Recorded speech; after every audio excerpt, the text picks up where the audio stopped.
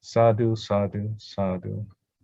Namo tassa bhagavato arahato samma sambuddhassa. Namo tassa bhagavato arahato samma sambuddhassa. Namo tassa bhagavato arahato samma sambuddhassa. Buddhang saranang gacchami, dhammang saranang gacchami, sanghang saranang gacchami. Dutiyampi buddhang saranang gacchami, dutiyampi dhammang saranang gacchami, dutiyampi sanghang saranang gacchami. Tatiyampi buddhang saranang gacchami, tatiyampi dhammang saranang gacchami, tatiyampi sanghang saranang gacchami. Panatipata veramani sikkhapadang samadhiyami. Adinādāna veramani sikkhapadang samadhiyami. Kāmesu miccācara veramani sikkhapadang samadhiyami. Musāvādā veramani sikkhapadang samadhiyami. Surameraya majjapama dattana veramani sikkhapadang samadhiyami. Sadhu, sadhu, sadhu. Right, here you see a beautiful picture, image of the Buddha meditating. This is how Buddhism comes to us through our breath. The more calm we are, the more we see the Dhamma in our hearts, in our minds. So now, let us prepare ourselves by sitting down in a balanced way, comfortable. It doesn't matter how you sit, balance, comfort, so that you can sit as long as possible and let go of the body. So it's a kind of body renunciation, renunciation of the senses by focusing on the breath. Now today we are going to study feelings, so I think we'll do a bit of loving kindness, no? More with cultivation of wholesome, positive feelings. Keep your breathing normal, relax. You can also combine your breath with loving kindness if you like. So meditation is quite versatile. The idea is to sit still, focus, let go of the world. This is the real renunciation of the world. The world are your senses. So we let go of the senses and cultivate loving kindness, beginning with ourselves, with happy words, such as, may I be well, may I be well. Say those words as if you are directing your own mind. You are basically telling yourself, be happy. Very often we have a voice with negative words telling us all kinds of negative things. So when we say be happy, we are reversing all those negative cues. So these are powerful, simple words. May I be happy. Or be happy, be happy. Smile.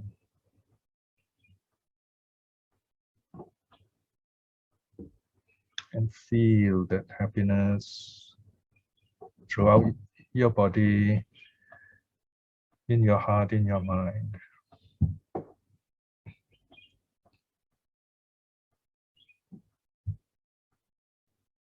May I be at peace with myself. May I be at peace with myself.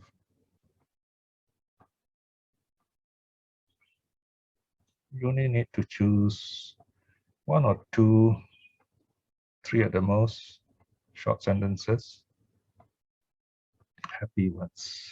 Repeat them over and over, slowly. The idea is to cultivate the feeling.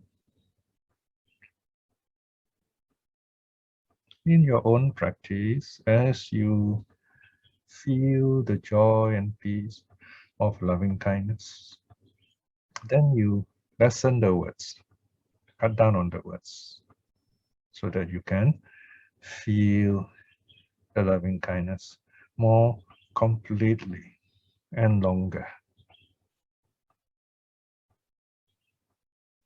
If there are special issues you want to address, you can word them properly. For example, you can say, "May I be free from fear. May I be free from fear.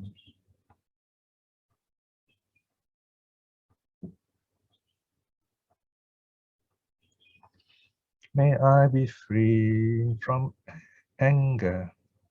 May I be free from anger.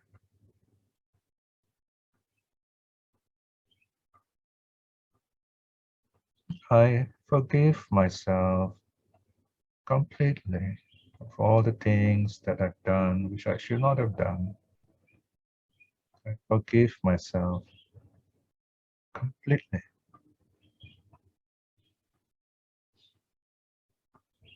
I accept myself just as I am. I accept myself just as I am." Smile. So choose the appropriate words that you need. Keep repeating them for yourself.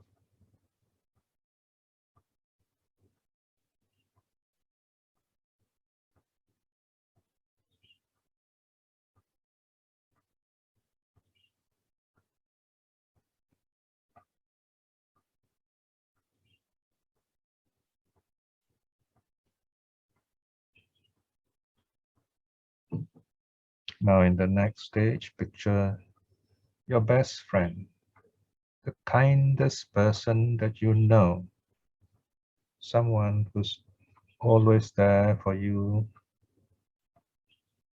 someone still living, still alive, a relative, a friend, or a teacher.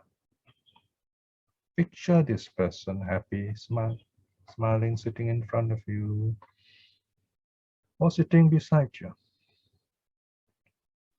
If you can't picture the person, it's all right. Use the name as if you're talking to this person, like on the phone, and mention the name. And direct your loving kindness to him or her this time. May you be well. Say the words a few times, smile.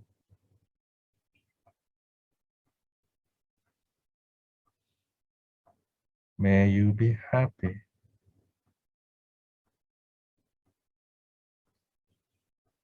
May you be at peace with yourself.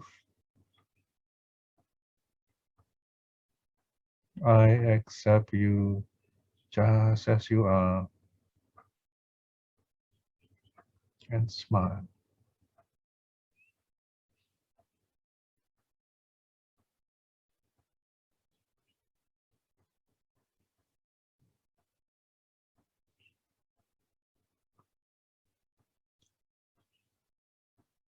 Now in the center of your heart, visualize, picture a beautiful white lotus flower.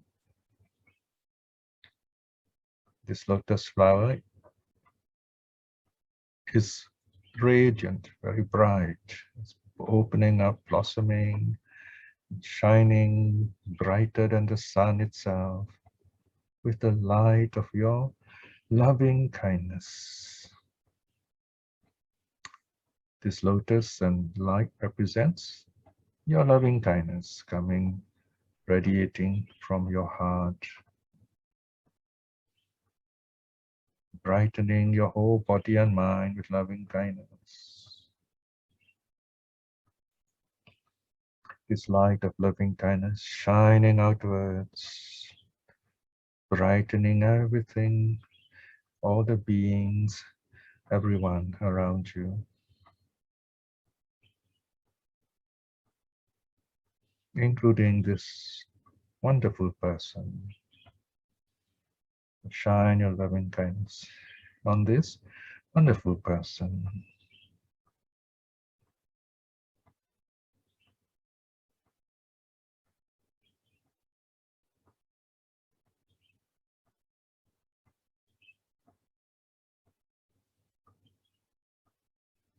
Smile.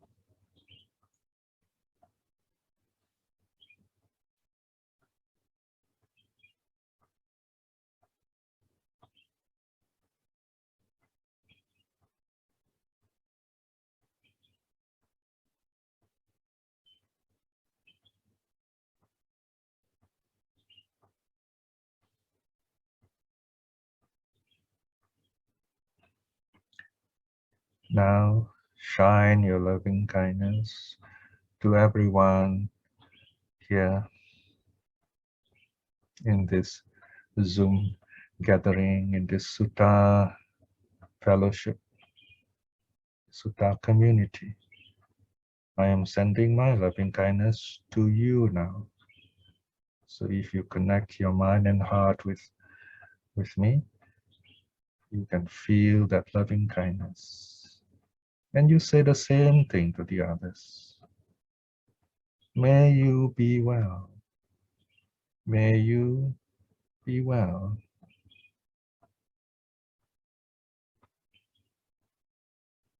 Through the Dhamma, we have become special friends. It's a very happy connection. It brings us closer to the Dhamma. May you be well.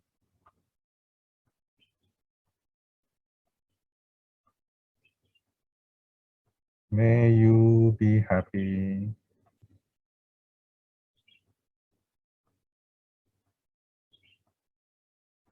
I feel happy when I think of you interested in the Dhamma, coming for Sutta class. So be happy.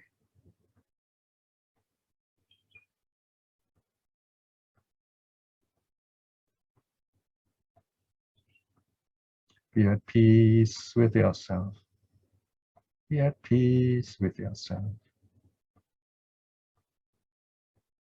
Then nothing will disturb you, whether it is sickness or trouble around you. You'll be calm and peaceful. And you know just what to do.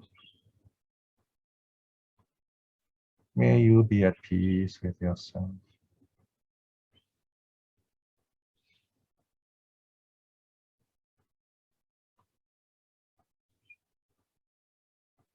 I accept you just as you are. Whether you're good in studying suttas or not, I accept you just as you are.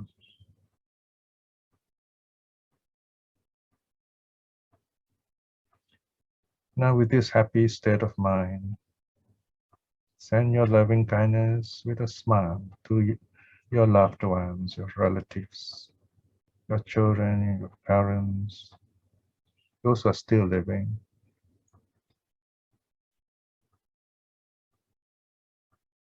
Parents, relatives have passed away, you can send your thoughts to them at the end. Send your loving kindness to your loved ones, your friends, colleagues, customers even, neighbors, people connected with you in some way.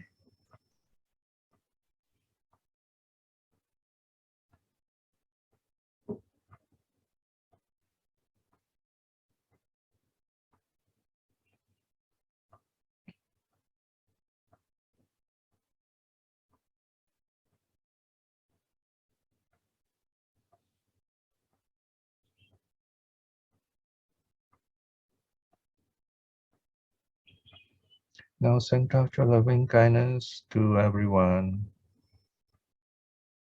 that you remember, wherever they may be, in the neighborhood or in the same state or country.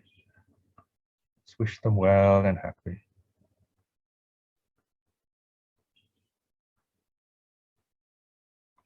You can slowly just extend your thoughts to anyone you know, anyone you recall, anywhere in the world. Send your thoughts to them.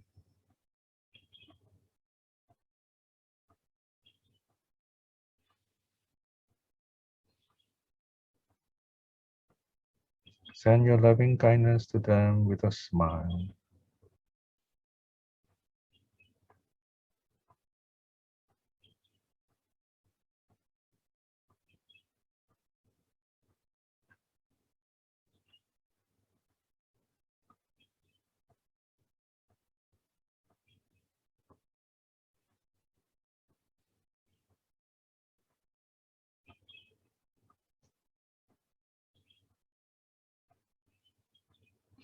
And now we come to the most important part of the meditation, the last stage, called breaking the barriers. That means we send out our loving kindness boundlessly without any limit, beginning with the front directions. May all the beings in the front directions be well and happy, and shine the bright light of your loving kindness. The front quarter, brighten everything. This is the inner universe of your mind, your heart.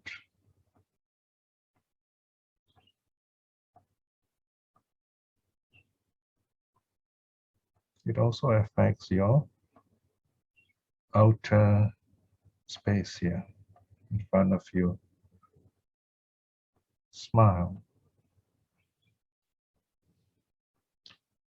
May all the beings in the directions to the right be well and happy.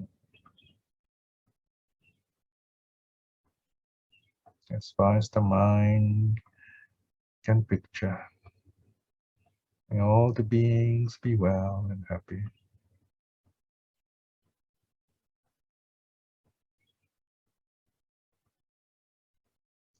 May all the beings in the directions at the back be well and happy.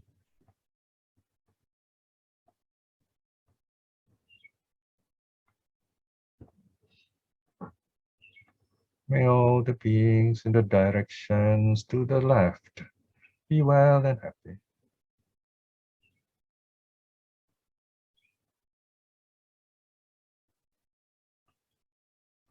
May all the beings in the directions below be well and happy.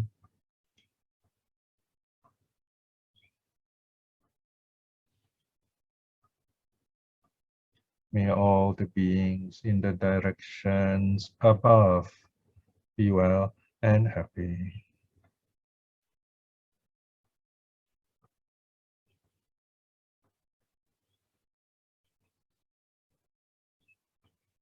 May I be well and happy.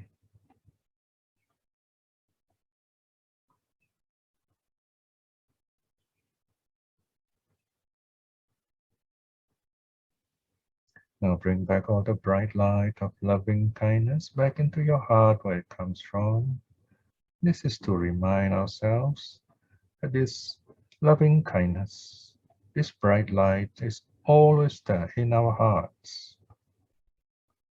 So when we have difficulties, just look to the bright light.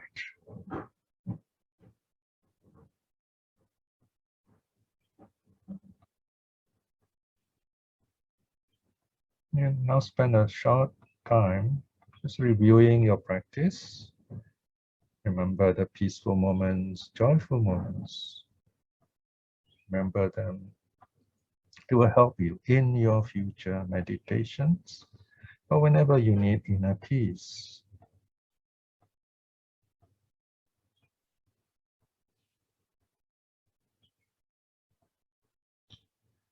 Now, just slowly open your eyes, just sitting for a couple of minutes to end this session and get ready for the class. We begin our meditation slowly, gently. We end it also slowly, gently.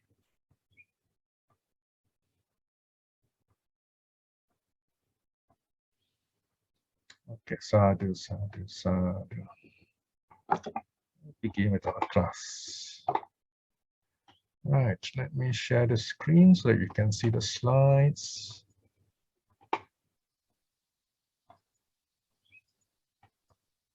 Okay, I'm a bit stuck here. Oh, down there. Okay, down there. Yes.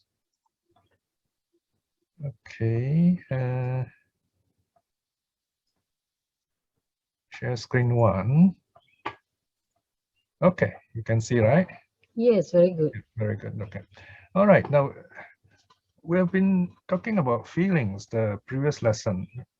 Now, the word may sound so common and say, oh, we all know what feelings are. Well, that is the worldly meaning of feelings. Okay, in Buddhist psychology, if you like, in early Buddhism in general, feelings are a very important aspect of the teaching, especially part of the 5 aggregates, if you remember. Feeling, in a sense, in the early Buddhist definition, is how we react or respond to our sense experiences, and that decides the quality of our life or lack of quality, depending how you react or respond. React means you have no control over it. It's like, we call it a reaction, like a defense mechanism. The psychologists have all kinds of words for it. Whereas if you respond, there is this sense of joy and you know it's happening, okay? So feeling is that kind of experience. The word feel is very important in early Buddhism. Pati sangvedeti. It's quite a long word, pati sangvedeti. It's usually translated as to experience. You can also translate it as to feel, because to feel is to experience. So we do have a hint of this when we talk in English. We say, what do you feel about this? When you say, what do you feel about this? We are asking the person more than just what you think about it, what you feel about this, right? So you can see the importance, the breadth of this word feel. Now, in Buddhism, of course, we talk of feeling as pleasant feeling, unpleasant feeling, then there is neutral feeling. So outside of Buddhism, people may say, hey, isn't that strange? How can you have a neutral feeling? Feelings either good or bad, right? But we do have this idea. That's the interesting thing in Buddhism. So let's look at what is neutral feeling. Now, you see, the Abhidhamma tries to classify all these things a bit more systematically, where the Abhidhamma helps us to understand suttas better. It's useful to look at it. So according to Abhidhamma, all bodily feelings, kaya pasada, okay, kaya means body, pasada here translates as feeling, okay, or sensing, if you like, is either pleasant or painful, depending how you perceive it. The Sutta commentary speaks of what's called bodily equanimity as arising only through the 4 senses. That is eye, ear, nose, and tongue. Right? In other words, this eye, whatever you experience through your eye, ear, nose, and tongue, whatever you see, hear, smell, taste, just as they are, it's neither mentally pleasant nor unpleasant. They just taste. It's the mind that decides it's pleasant or not. That's the meaning here. So they're looking at all these experiences in a very fine way, the Abhidhamma and the commentators, okay? So they're being very technical, if you like, a bit psychological even, okay? So this is the Samyutta commentary, okay? The bodily equanimity describes the kind of experiences that arise in the physical senses Okay, eye, nose. But the body here is not mentioned. That's interesting, right? So we'll come to that later. So another word is upekkha. Okay, upekkha has been translated as equanimity. So upekkha here has two main meanings. First, it is what is called affective, meaning related to feelings. And here, equanimity means neutral feeling, meaning it's neither dukkha, neither suffering, neither pain, nor pleasure. Okay, so it's the absence of these two. That's why sometimes it's difficult to notice this, right? It's not to say there's, in a sense, there's no feeling there, but it pushes you on to think about it. That's why it is part of the three kinds of feelings. So we call it, this is affective in a sense that it is the scientific word, a big word for feeling anyway. Now the other one is cognitive. Cognitive is the working of the mind, the sensing through the mind as a mental quality, in other words. Here it is a mental neutrality, mental impartiality, and there's a special term here, tatra majjatata. See, majjata means middle, sitting on the fence, if you like, something in the middle. Okay, so you have this bodily feeling, bodily feeling meaning arising through the body, and then there's this mental feeling arising through the mind. But remember, all these feelings occur only in the mind, whether they arise in the body or in the mind, because without the mind, you won't feel it. So when you see all those medium running across the fire and so on, that somehow in the mind, they're able to shut off the sensing of heat and pain on the legs, for example. Okay, so that's a very interesting way of looking at it. All right. Now, remember, all this, today's talk is going to be quite profound in some sense. I've got lots of lists and numbers. So don't think too much about it. Just let it flow through your mind. And then you say, just say, this is interesting, then you will remember it. Okay. Now, the moment you say, wow, this is difficult, or this is chim, and so on, now you're going to forget it. Everything is going to be forever chim for you, and so you will know nothing. So look at it, smile, and say, oh, this is wonderful, this is interesting. That's how you learn, by telling your mind, this is interesting, I want to learn this. When you say this is difficult, it means I don't want to learn this, so you'll not know it. I don't think you get everything I say today, but you can get 60%, 70%, be very good. Okay, the rest you can look at this video again, or look at the diagrams. All these slides will be sent to you, and then you can see the SD number is given to you at the top here, 17.3444. Okay, so you can look up the details here. So I'm kind of giving you a point in summary, the nature of feeling, of neutral feeling in this case.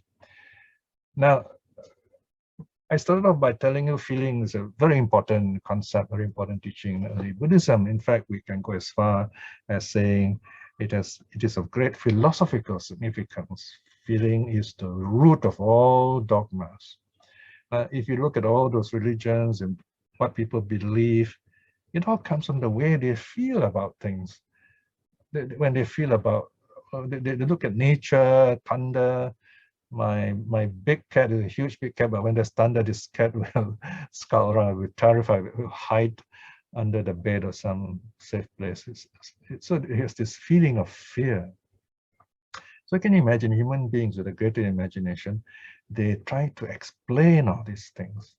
And then they create this idea, they think that's it. That's the only right one. That's called a dogma. And then it's handed down through generations. It becomes a religion. So in that way, feeling is the root of dogmas. Here, you can look up the details in SD 17.3, section 3.2. Now, so feelings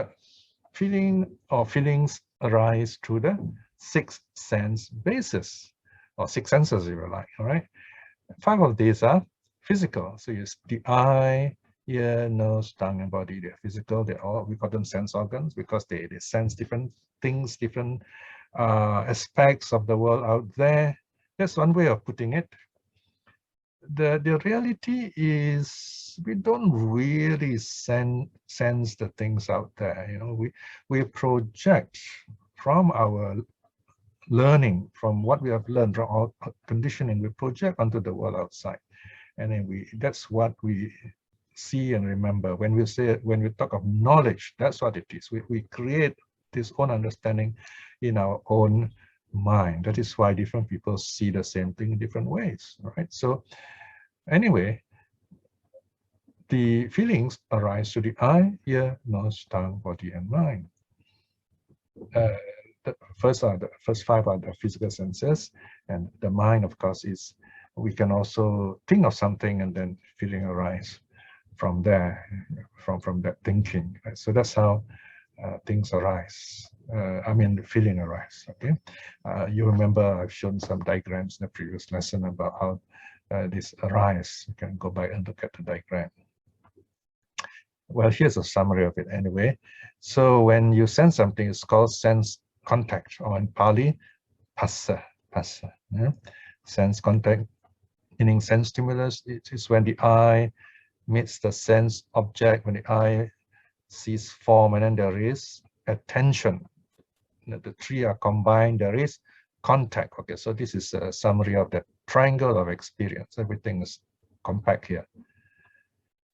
When you have sense contact, the blue arrow actually represents what's called sensation. You just feel it. But then it becomes feeling when you start value adding to it. I like it, I don't like it, something like that. You begin to connect it with your past experience, so it becomes feeling. Okay, but in Pali, it's the same word, Vedanā. Okay, feeling. Then from this kind of action and reaction and interaction with feeling comes the 62 wrong views as listed in the Brahmajala Sutta. The various philosophical beliefs, various religious beliefs, opinions that we have. You notice when you have some opinion about other people, it's always how you feel about them. So there you are, it's more than 62 wrong views anyway, but these are the key ones that the Buddha has listed for us in terms of the philosophy of his days. So when you have such wrong views, there is suffering start bouncing into our lives, right? We start thinking, oh, this is the right thing. This is what I feel, right? So you are wrong. If you disagree with me, I don't like it. So there's suffering. So the idea here is to understand the nature of suffering. Suffering comes from our experience, conditioned by the past. It is impermanent. It comes and it goes. So we've got to see things as they are right now, in that sense. It's not just a view, it's reality. So you have two different things here, view and reality. Reality is right now happening in front of you. The moment you look at it, it's gone. It keeps on moving like that. So let's go back a bit and ask ourselves, how does feeling arise? How feeling arises? There you have SD 17.3, section 12. There's a diagram there, 3.2.2. Now, in Buddhist psychology, we say feeling arises from, remember earlier on we say from the senses, from the 6 sense bases. So the Buddha often simplify the 6 sense experiences, the senses as experience, basis of experience, into 4. The seen, the heard, the sense, the known. So these are the actual object of experiences, if you like. So the Buddha would say, in the seen, there's only the seen. In the heard, there's only the heard. In the sense, there's only the sense. In the known, there's only the known. Nothing more, nothing less. So feeling arises from these 4 ways of experiencing. All right. So the first 3, of course, represents the 5 senses, 5 physical senses. Notice the first one is, of course, to the eye. Heard is to the ear. The sense here is a special term, mutta. Notice the Pali word at the end there, mutta. it is a blanket term for smelling, tasting, touching. Because according to early Buddhist psychology, there's 3 experiences. Uh, the molecules impact the body. So there is this contact. So because of that, the Buddha simplified and put it into one. It's very difficult to translate this term mutta. You can, for example, the word mutta is actually, it means to know, but then everything we translate as to know is very difficult for us to differentiate. So if you look at the usage and the context in English, it would be helpful to translate as the sensed. We sense this directly. Smell, we sense the smell, we sense the taste, we sense the touch. Okay. Of course, you can also translate as feel if you like, but feeling covers all the words here. Then the last one, viññāta, what is known. What is known, there you are. So this is what the senses, how we make sense of things, basically, the known. This is how knowledge arises in us, so to speak. Okay. So of course, from here you get all these very interesting issues, you know. For example, the scientists, to them, science is something you can measure. Because they cannot experience it, so that they use this measuring in order to communicate with each other. That is why there are a lot of difficulty with psychology at first, because how do we measure thoughts?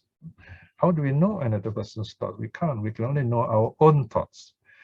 So, and to them, the idea of knowing your own thoughts and using it is very biased. You have to watch a third person. You've got to see this truth outside of yourself. So they had this problem for almost a century with psychology. But now, of course, the modern psychologists are more accepting of doing their own meditation and then watching it so that they know what's going on, the idea of the known. So these are regarded as external sense objects, okay, these 4, and they arise through contact. So when all this is, you have this triangle, there is feeling. So this is another way of looking at the previous diagram. Feelings arise through the seen, the heard, the sense, and the known. Okay, so I'm sure by now this triangle of experience looks familiar. Okay, so there is a purpose behind the repeating of this idea using different kinds of diagrams so that you are familiar with the triangle of experience. Now we come to this interesting teaching that Buddhism has to give us, early Buddhism especially, how many feelings, how many kinds of feelings are there? And they're not the source, okay? SD 17.3.4.3.2, if you want to have more details. This is based on the 2 suttas. They actually teach the same thing, the Panchakanga Sutta and the Vedanā Sutta. Okay, you can see the numbers there on the screen. Okay, here the story goes like this. This carpenter, Panchakanga, visits a monk, okay, and asks him, what does the Buddha teach about feelings? How many feelings? So he said, oh, the Buddha teaches us 3 feelings: pleasant feelings, unpleasant feelings, neutral feelings. This carpenter says, no, how can that be? I heard there are only 2 feelings, pleasant, unpleasant. So they had this bit of argument, and somehow this carpenter doesn't seem to accept the monk, what the monk says. So they say, okay, let's go and see the Buddha. Okay, so this is what the Buddha answers. Okay, the Buddha tells them, when the Dharma has been taught by me in such a way, through various methods, notice various methods, it might be that there will be those who will not concur. Right? So some people may not agree with the way I teach. Well, I teach in different ways. Okay, and not allow, not approve of what is well said and well spoken by others. So that strife will arise. So because they disagree, then there is quarrel, there is arguments. This will happen with Buddhayi, the monk Buddhayi, and the carpenter Panchakanga. So the Buddha says that because the Dhamma is taught in different ways. Okay, so this is the first part. Then Buddha says, because of these differences of teaching, and one person only see one aspect of the teaching, and quarrels will arise, disputes will occur, so that they dwell stabbing each other with verbal daggers, hurting each other with strong words. This is quite a common phrase. Yeah? Now the Buddha says the positive aspect of it, but when the Dharma has been taught by me in such a way through various methods, it might be that there will be those who will conquer. So, well, there's some people who do accept what I teach, will allow, will approve of what is well said and well spoken by others. In other words, they accept what is good at that time as they hear it, so that they will live in concord, in mutual appreciation, without disputing. Now, these last two phrases are very beautiful. Mixing like milk and water, looking at each other with kindly eyes. This is the description of fellowship among the early monks who are true practitioners. Mixing like milk and water, like you pour milk and water, they mix together very easily. Looking at each other with kindly eyes, eyes of loving kindness. Okay. Okay, let's start looking at different kinds of feelings. Again, this is in the volume 17 is about the 5 aggregates. 17.3 is about feelings. Section 4.1. In the Atthasatthā Sutta, in Samyutta, it talks about different kinds of feelings. First, we can talk about the most simple way of talking about feelings, that there are two kinds of feeling. In fact, we rarely say this, but because it is not really true in a sense that there is a third feeling, but we can begin. The world sees two kinds of feelings, bodily and mental. That's one way of looking at it. But we can't talk much about it. So let's go on a bit more. We can say there are three kinds of feelings. So we are dealing with numbers. When we talk about three kinds of feelings, what are the three kinds of feelings? Then we have pleasant feeling, painful feeling, neutral feeling. You want more details? There you are, section 4.3 of SD 17.3. So let's go on to, there's no four feelings, okay? You have 5 kinds of feelings. You have physical pleasure faculty. So here the word faculty is used for feeling, sensing. Physical pleasure faculty. The next one, physical pain faculty. So these two are physical experiences. Okay. Then joy faculty, mental experience. The opposite of that is displeasure faculty. So 2 bodily feelings, 2 mental feelings, and then equanimity is the 5th one, neutral feeling. Okay, this in fact the Abhidhamma teaching. The Abhidhamma speaks in this way. They say 5 kinds of feeling. Now we can talk of 6 kinds of feelings. Now, 6 kinds of, actually there are 2 ways of looking at 6 kinds of feeling. We can talk of, you could look at the 5 kinds of feeling again, but in the equanimity section, you have 2, equanimity of body, equanimity of mind. It's possible also, right? But in this case, in our set here, the 6 kinds of feeling refer to the source, where the feeling arises from. Born of the eye. That's number 1. Number 2, born of ear. Number 3, born of nose, feeling arising from smelling. From the tongue, born of tongue, from taste. The kind of food we take, what kind of drink we take. Feeling from body, whether it's hot, cold, nice feeling, or body contact. Body contact here refers to temperature also, because all that has to do with the skin. The word tact, meaning skin. Then mind contacts, meaning what comes to mind. Okay, so these are the 6 senses, and from the 6 senses you have 6 kinds of feeling arising. So this is another way of classifying it. Wow, then you have 18 kinds of feelings. How do you get 18 kinds of feelings? Here again is by way of what's called the 6 kinds of examination, how we reflect on these feelings. In the first set is accompanied by joy. What are the 6? The 6 are those mentioned previously. Okay, when you experience or you recall each of these sense-based feeling with joy, so it's the first 6. All right. Then in the second 6 examinations, you examine them with displeasure. You don't like those feelings, right? 6 examinations accompanied by displeasure. So you have 12. The third one, 6 examinations accompanied by equanimity. You neither like nor dislike it, right? So there you are. You get 18 feelings. So it's amazing how the Buddha comes up with all these numberings of feelings, right? So I mean, if I at the start I ask you, can you list the numbers of feelings? You say, wow, I don't know. Even I can't remember all these things. So here you are. Oh, the Buddha has given us this amazing list of feelings. Then there are 36 kinds of feelings.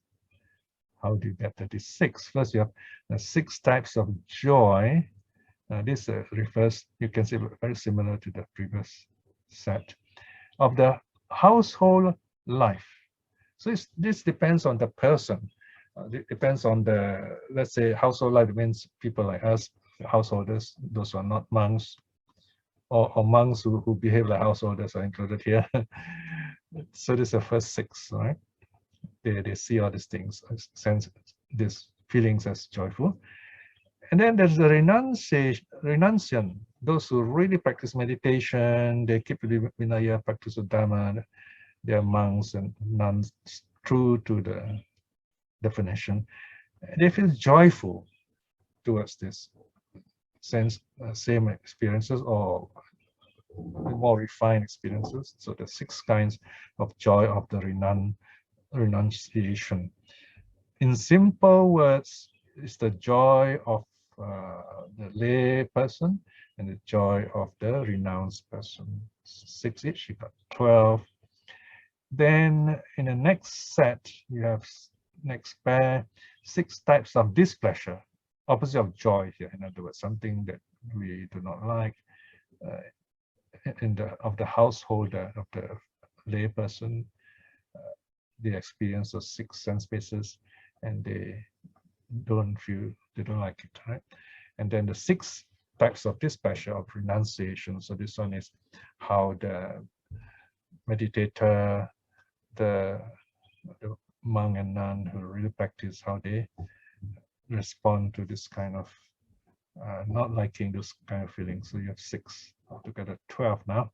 And the last one, of course, is equanimity. How the lay person look at equanimity, 6 types. And then how the renunciant, how the monks and nuns look at equanimity, 6 more types. So you add them all together, 6 times 6, you get 36. Oh, you may say, wow, that's a lot already. Well, that's one more number, 108, all right? 108 kinds of feelings. Okay, here, if you're a mathematician, you can easily figure it out quite quickly. Now, first we have 36, right? The 6 types of joy and 6 types of displeasure, 6 types of equanimity of the household life and of renunciation. So 36 in the past, in the future, in the present. Okay. Now you find in the suttas, very often the translation, they will say in the past, the future, the present. It's because of the Pali phrase, Atita Nagata Pachupanna. Okay. This phrase follows what in Pali is called the waxing principle, the principle of the waxing syllables. In other words, the longer syllables are put at the end. So Pachupanna is present, which has got the most syllables. Pachupanna, 4 syllables. The others have less. So Pachupanna is put at the end. In other words, you can actually also, translate as the past, the present, the future. It's also fine, no problem. So you should not quarrel about this, no problem at all. This is because if you know Pali, you say no problem. If your Pali is limited, yeah, you start quarreling, okay? So anyway, it's a 3 periods of time. Okay, so you multiply by 36 by 3, you get 108. So now you understand why there are those beads with 108 beads that represent those kinds of feelings. That's one way, one meaning. Okay, and then the meaning is someone say the 108 qualities with the Buddha, then they come up with some more numbers. Okay, so I think this 108 feelings is quite a good reflection. Okay, so they are feelings in terms of numbers. Now let's look at the 3 kinds of feelings. Feeling is affective or hedonic tone that arises in connection with sense perception, right? When we perceive a sense object, we like it, we don't like it, or we don't care about it. So that's what feeling is. And in the sutta called the Vedanā Samadhi Sutta, it's here you are. The 3 feelings are listed: pleasant feeling, sukha vedana; a painful feeling, dukkha vedana; and neutral feeling, addukkamma sukha vedana. Okay? Neutral feeling means the absence of both of them. Now you look at the word sukha. In Malay, you got sukha, S-U-K-A, the KH becomes just a normal K, and then dukkha becomes dukkha with a single K. Yeah? So they kind of borrowed by Malay language. Yeah? So then, as Buddhists, our task is to reflect on the impermanence of these feelings. That's the reason why we study feelings. So we examine them and we understand them to be impermanent. This reflection brings us closer to the path of awakening. Buddhism is so simple in this sense. I don't know why sometimes the monks and nuns make it so difficult. Right? The Buddha, there are 10 suttas in the S25, which tells us reflect on the impermanence of all this, the 5 aggregates, the nature of all our experiences.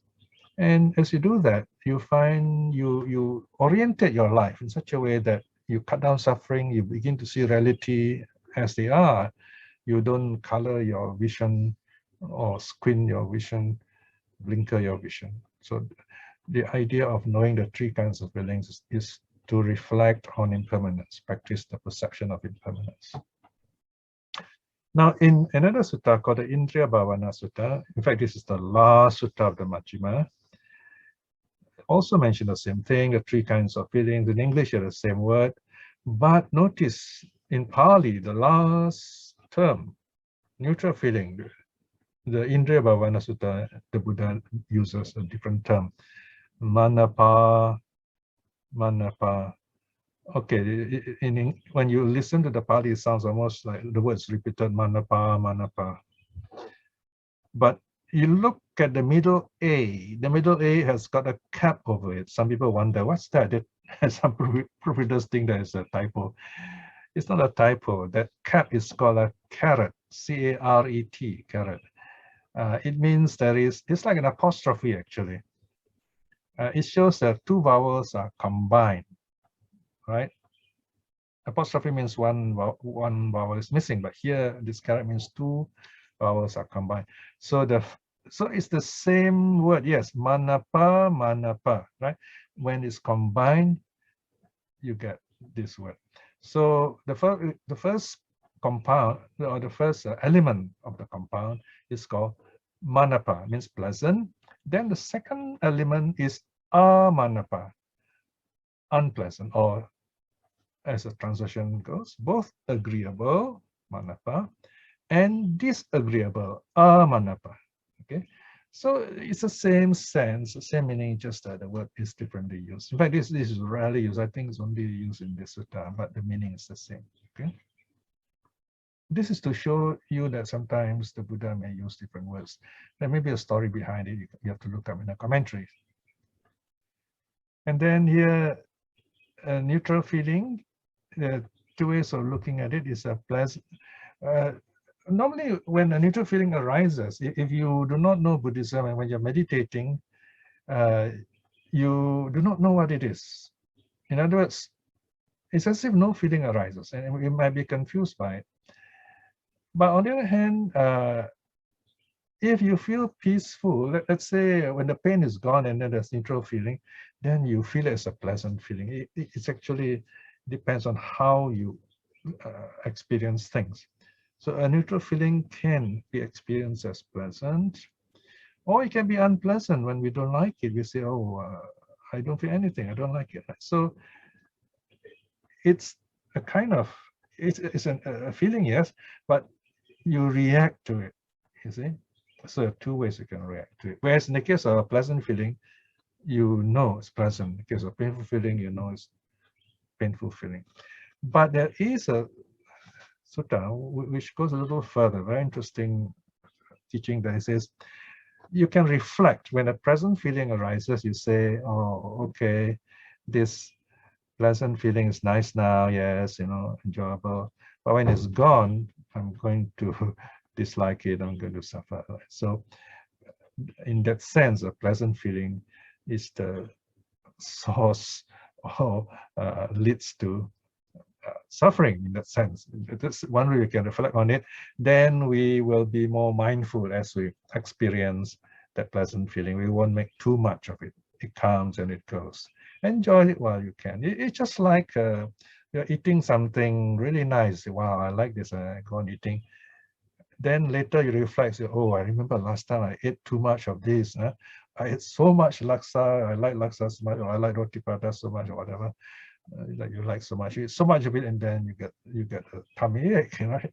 And then you suffer on account of it. So what is pleasurable can lead to suffering. So then you're more mindful. You say, okay, I must know when to stop. That is the practice of moral virtue, knowing when to stop. That's the meaning of sense restraint, knowing when to stop, knowing when to say no to yourself. That's moral virtue. That's the spirit of the precepts.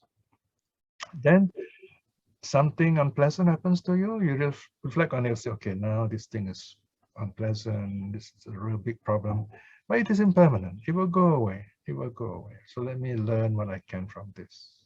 Okay, so this is a bit of how we should wisely respond to the situation, whether it's pleasant or unpleasant.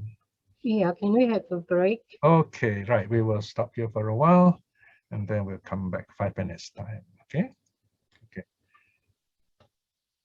Now let's look at 4 ways of observing feelings. So now we come to the meditation aspect, right? Section. This ST 17.3, section 4.9.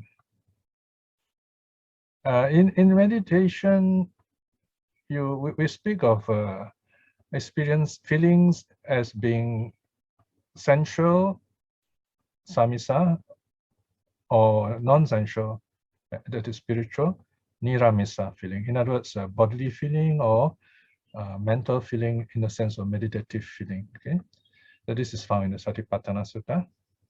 In other words, in the kind of feeling that we get, even happy feeling, when you study suttas, is regarded as sensual feeling.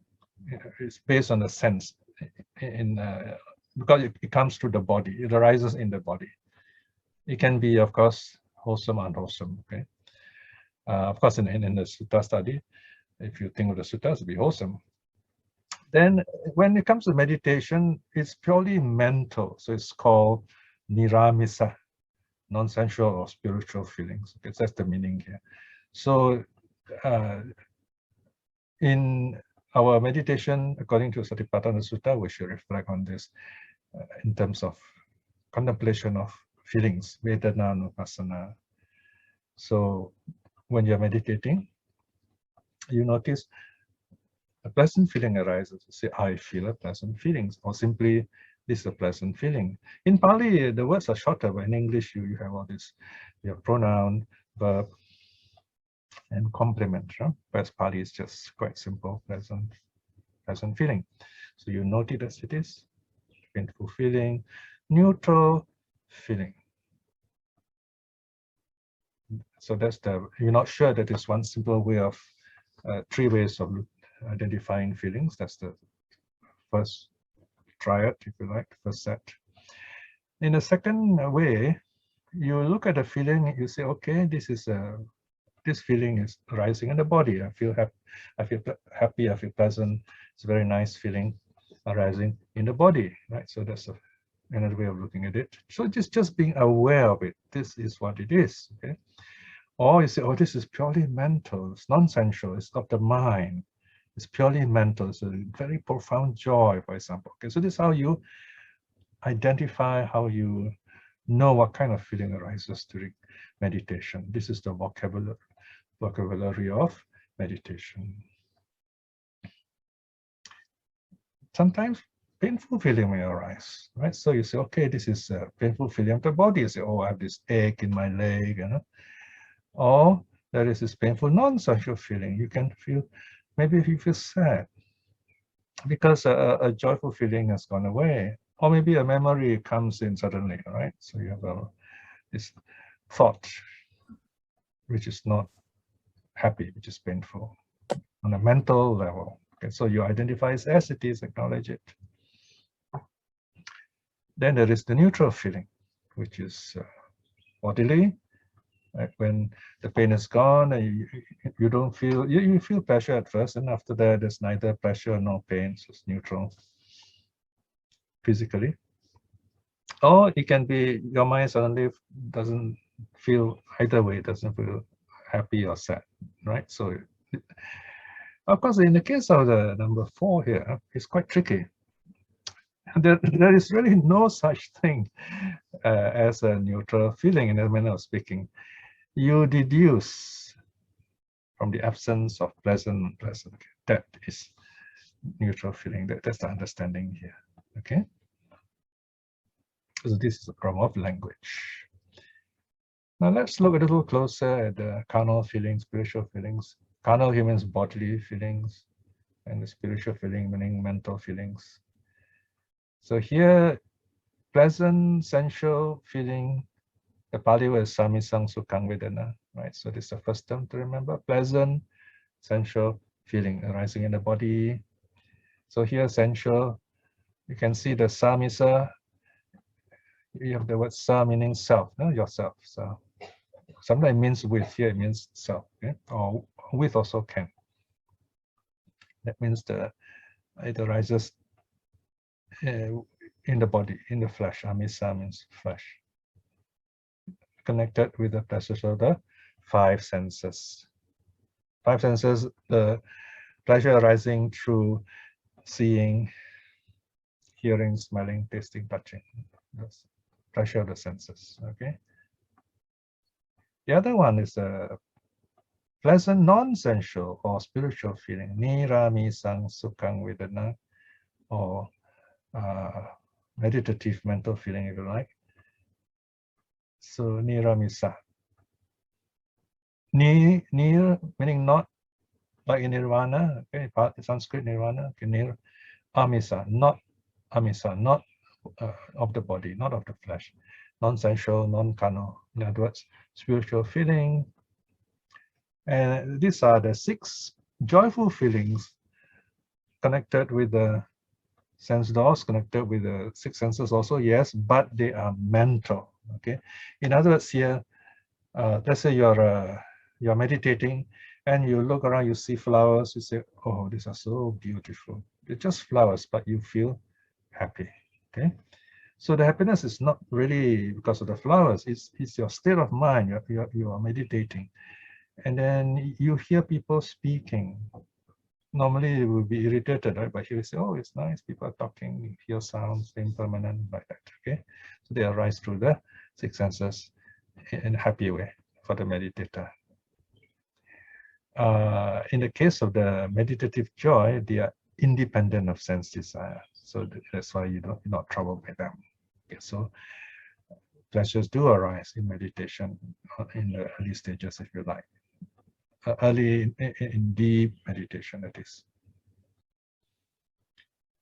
Now let's look at a bit more of this same pair of experiences. The Salayatana Vibhaṅga Sutta, the analysis of the 6 sense spaces. Sensual feeling, samisa, normally refers to the joy of the householder.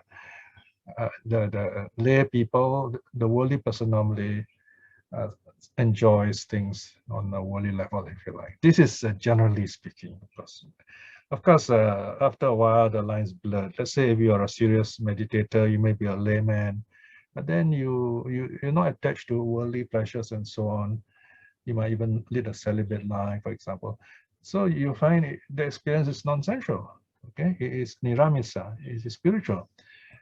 Usually, we use the word non-sensual, niramisa, or spiritual to refer to the renounced life. In other words, it defines the renounced life.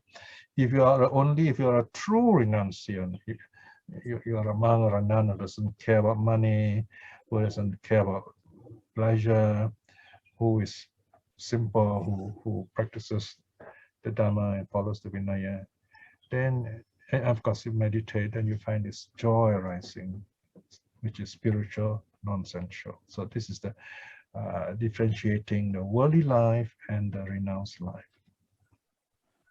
In another sutta called the Suddhika Niramisa Sutta, there you have these three kinds of feeling are mentioned. Non-sensual zest.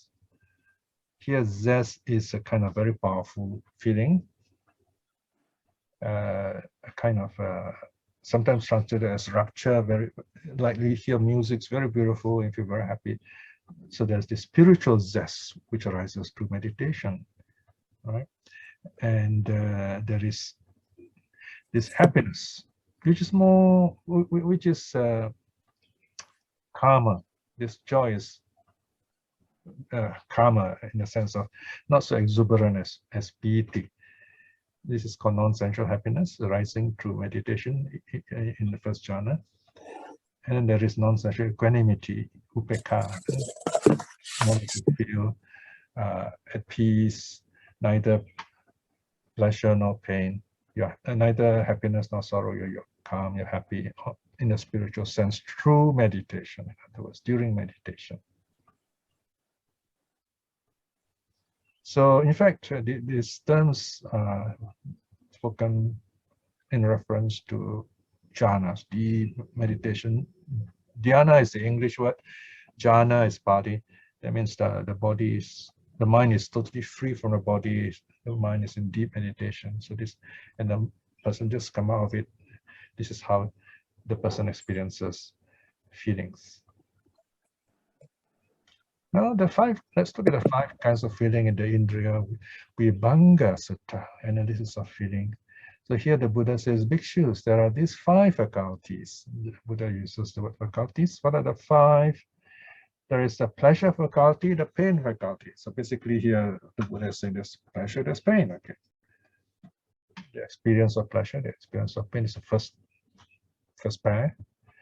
And then there is the joy faculty and there's the displeasure faculty. Okay, body and mind. Okay. So number 1 refers to the body, pleasure faculty. And then there's a pain faculty in the body also. Then number 3 is a mental joy. Number 4 is opposite of mental joy, mental displeasure. And the last one, number 5, is equanimity faculty. So this again, kind of a bit of revision of 5 kinds of feelings, right? And then the same sutta continues to define what is the pleasure faculty. It is bodily comfort born of body contact. That's what's meant by pleasure faculty. So the word pleasure here is used in reference to how the body feels, the good feeling the body feels. Pain faculty is bodily discomfort. Here discomfort is used in a broad range of sense, born of body contact. You can say pain even if you like, born of body contact, pain faculty. Okay. The next 2 speaks of the mind. Notice pleasure, pain refers to body, joy, displeasure, sometimes sorrow is used, refers to the mind. Joy faculty is mental comfort born of mind contact. In other words, arising in the way of thought and mental feeling. Displeasure is mental discomfort born from mental contact arising to the mind. You're wondering why all this detailed listing. When you go into meditation, you'll find all this vocabulary very helpful. So this is preparing you to understand your meditation better, helping you with the vocabulary, with the words, to understand and explain the meditation experience. And then there's the Equanimity Faculty, which is neither comfortable nor uncomfortable, neither pleasurable nor painful in the bodily and the mental sense, because the absence of all the rest. So bhikshus, these are the 5 faculties. The 5 kinds of feelings, the Abhidhamma, if you remember, speaks of 5. In terms of the body, you have pleasant, sukha, or kayika sukha vedana, and then bodily, painful, dukkha, kayika dukkha vedana. So this is a revision. And then 3 and 4 is the mental pair, mentally pleasant feeling, so manasa. Because there you are, see this is the mental feeling, so manasa. The technical term, cetasika sukha vedana. And then mentally unpleasant feeling, do manasa. In the sutta, you see the word do manasa. So is the same as su, do same as do. Here it becomes a stronger prefix. Mentally unpleasant, do manasa. Cetasika dukkha vedana. Mentally unpleasant or mentally painful feeling. Right? So these are the 5 kinds of feelings according to the Abhidhamma. This is a revision. And that is number 5, is neutral feeling according to the Abhidhamma. Okay. Now the 6th kind of feeling, we often find this in the suttas. The feeling born of eye contact, this to revise. Feelings arise from ear contact, nose contact, in other words, smell. Instead of contact, you can say sensing. Okay. Feelings are born of tongue contact, in other words, tasting. And feelings arising from body contact, touch. Yeah. And the last one is from mind contact. Notice that these are technical terms. Mind contact. It means when something touches the mind, so to speak, thinking. All right. So this is the way we talk in Buddhist psychology, mind contact. So these are, again, summary of the 6 kinds of feelings. More details, go to section 451 of 17.3. Now we come to the Anicca Vedana Sutta from S25. This is Sutta number 5. This is very helpful to know, especially for your practice, your simple daily practice. This one practice you don't have to sit and do, you can do anytime. Feeling born of eye contact is impermanent, changing, becoming otherwise. These are the 3 usual words they use. Whatever we see and the feelings that arise from what you see, whether you like it, you don't like it, or you don't care for it, it is impermanent. Its nature is like that. It will change. And when you expect it to be something, it becomes something else, becoming otherwise. All right. If you can't remember all the 3, just remember the first one, impermanent. Feeling born of ear contact is impermanent, changing, becoming otherwise. Notice the convention here used. When the phrase is repeated, I use italics. So in the sutta, you see lots of this convention. So again, you reflect when you hear something, whatever it is, pleasant, unpleasant, neutral, they are impermanent, changing, becoming otherwise. Feeling born of nose contact, what I smell. Also, all this, whether pleasant, unpleasant, or neutral, they are impermanent, changing, becoming otherwise. Feeling born of tongue contact, in other words, whatever I taste is impermanent, changing, becoming otherwise. Becoming otherwise. Just spend a few moments, think about it. You put something nice on your mouth and you say, oh, this is nice. Then after that, it goes away. If the niceness remains too long, you don't feel it anyway. It's gone. It's very interesting, So it's always in contrast with something else. That's the meaning of becoming otherwise, or becoming other sometimes. Feeling born of body contact. Okay. In other words, the weather is nice, cold or warm, too hot we don't like, too cold so we don't like, right? So all the feelings impermanent. At first you say, oh, I like this warm, and after a while you say, oh, it's too warm, becomes otherwise. Feeling feeling born of mind contact. It's what comes to mind. The thinking is the same. It's impermanent, changing, becoming otherwise. You notice you want to, you say, okay, I'm going to do this. You think about this. And when the time comes, you actually change your mind, right? So there you see, thoughts also change. Now we come to another sutta from the same sutta actually, and that's the second part. So here the Buddha speaks of two kinds of practitioners. When you reflect on impermanence, okay, you can do in two ways. One is simply through faith or through wisdom, either way.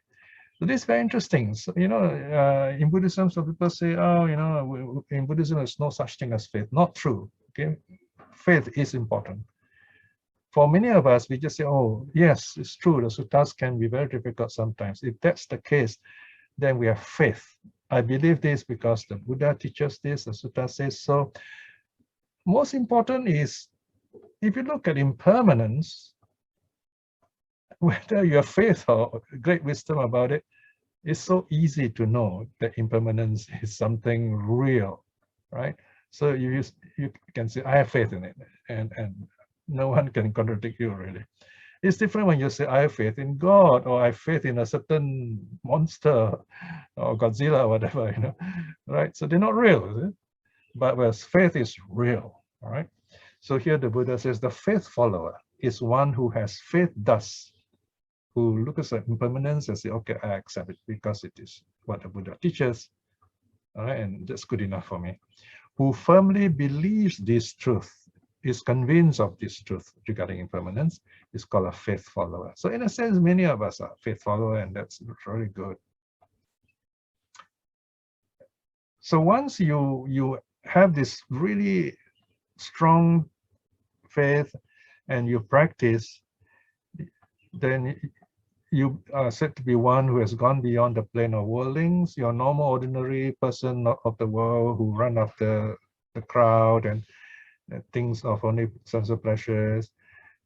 You are descending into the plane of the true individuals. So the true individuals are, of course, the stream winners and so on. So you're heading that way, descending into the planes of the stream winners and so on, the true individuals.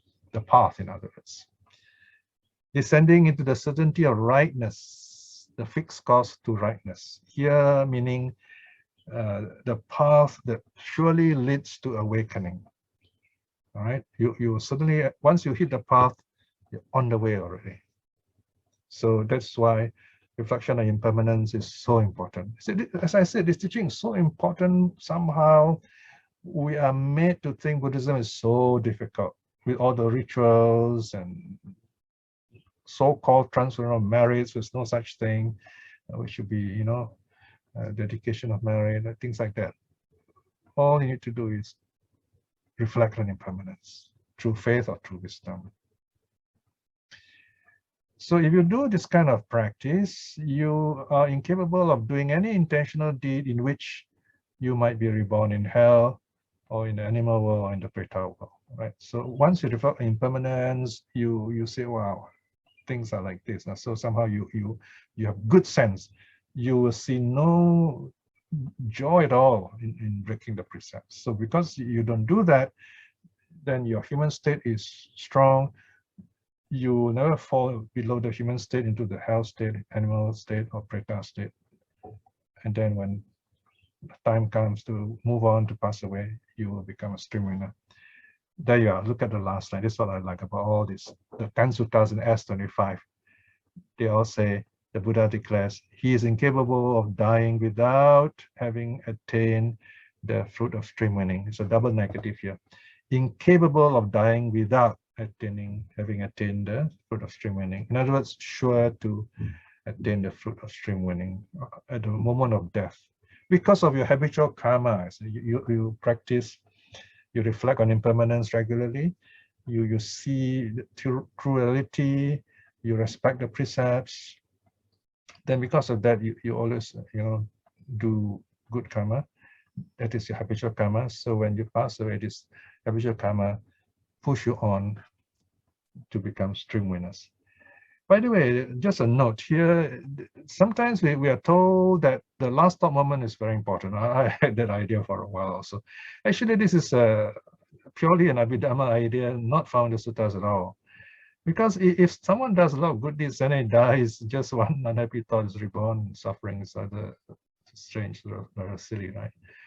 So if a good person keeps on doing good, and even though he may die sad, having to leave his family, or he thinks, oh, I can't teach Dhamma anymore, but because he has been doing lots of habitual good karma, his rebirth will be good too. This is what the Sutta teaches, right?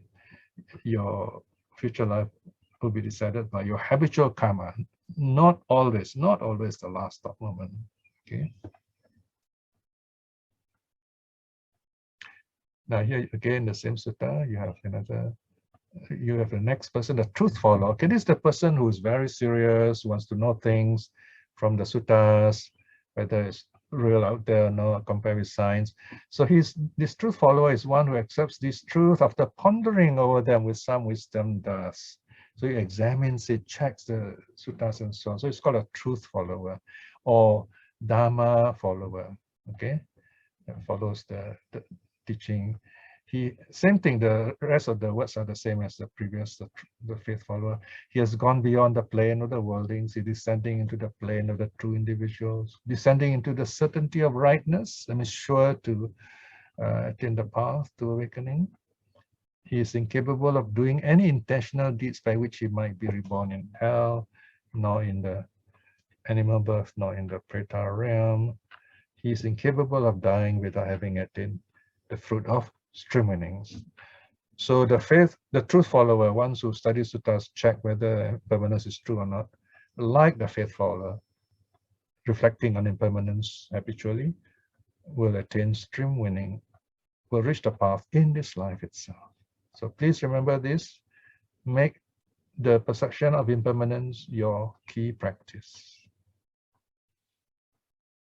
Now we come to the 18 kinds of feelings. And these are the 6 examination of by joy, 6 examination accompanied by displeasure, opposite of joy. These are mental experiences. And the last one is equanimity. Okay, so that one refers to simply how we look at the situation around us, and we just reflect the way of joy, in other words. So there's no time to go into the details here. You look at 461 for the details. Okay, the 6 examinations. And then by way of the 6 senses, on, for example, here, this is just a summary. Okay, on seeing a form with the eye, when we see something, we examine. Upa vicharati. Vicharati is already been examined. Upa means up close. A form productive of joy. So when we look at it, we feel joyful. Okay, note it so. When we examine it, then we find we don't like it. Doesn't look good here. Okay, like maybe we arrange flowers and you like flowers very much. You have sense of joy or displeasure. So just note it. All right, and then or sometimes there is neither. So that is the third one, a form productive of equanimity. You look at something, you see something, any of these 3 feelings may arise. Just note them carefully as they are. This is the first 3 possibilities. Then same thing with when you hear sound. You may like the sound, like music, you say, oh, that's nice. And then you say, oh, this is not very good. Okay.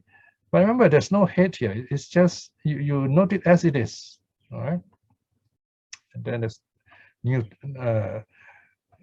neutral. All right. 3 kinds of feeling arise through sound. Same thing with smell, through the nose. Now you may wonder why the Buddha mentions smell under the nose also there. It's because according to early Buddhism, the senses cannot cross each other.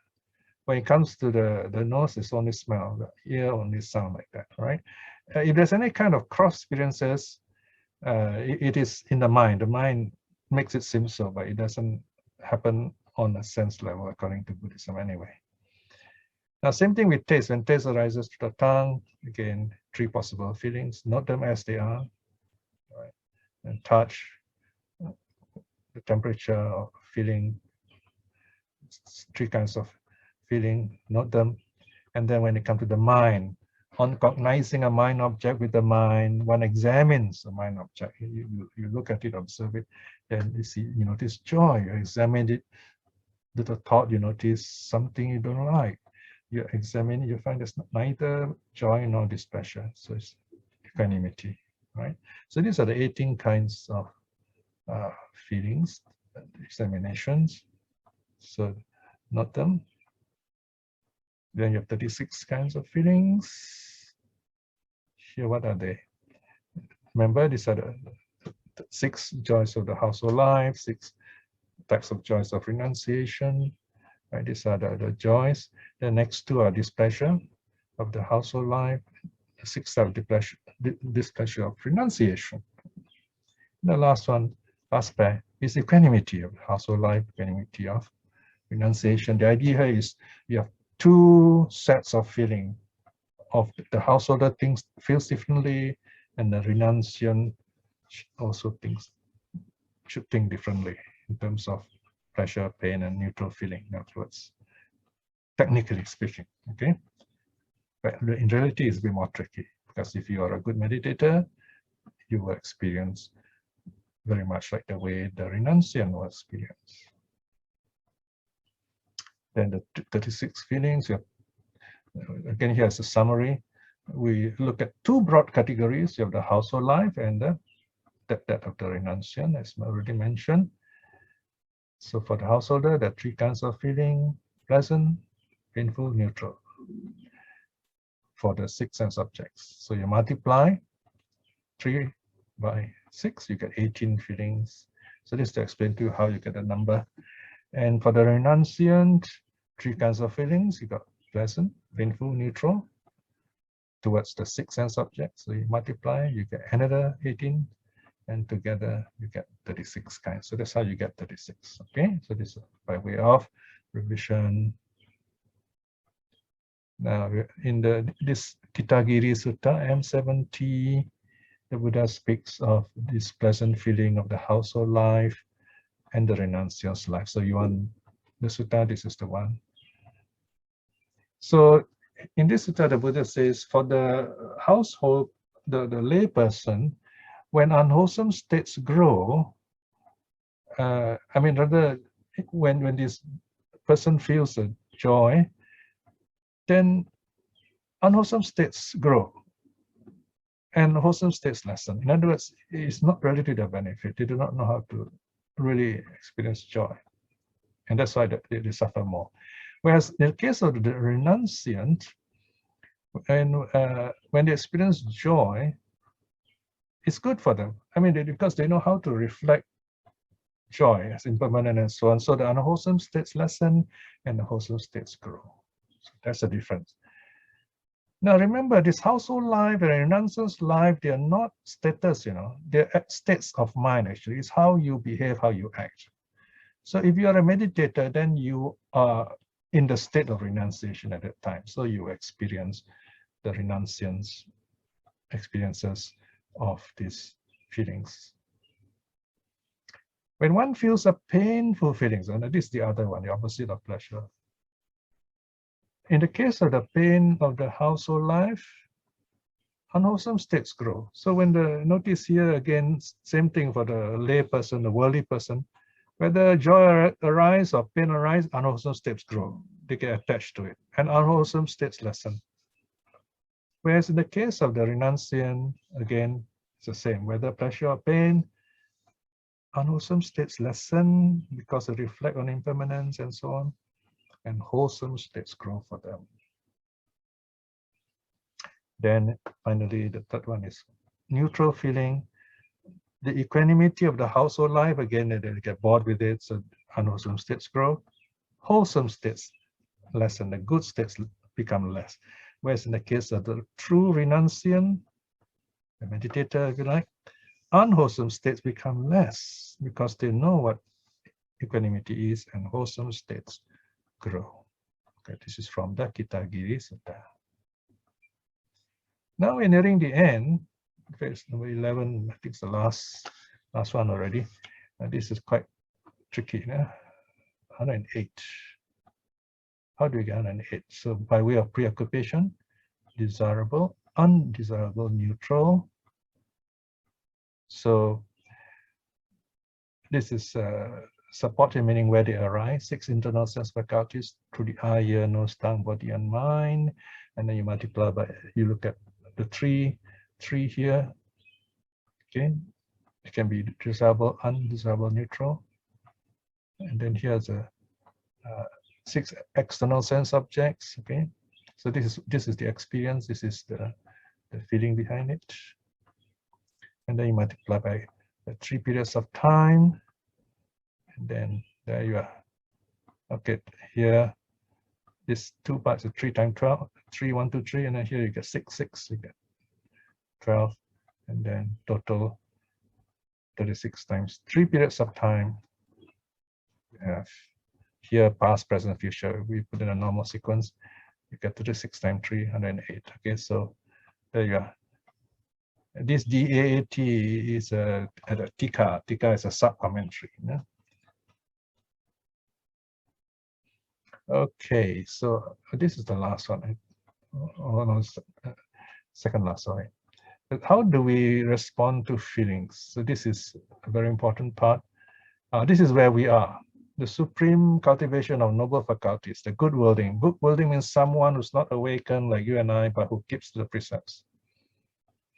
When we sense an object, agreeable, disagreeable, neutral, okay, we notice these feelings arising, what do?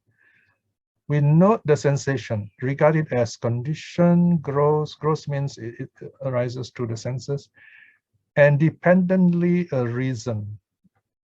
It depends on something else. So we note its momentariness or impermanence. So this is our practice. In simple terms, reflect on the impermanence of whatever arises in us, whether it is agreeable, whether it's pleasant, disagreeable, unpleasant, or neutral, right?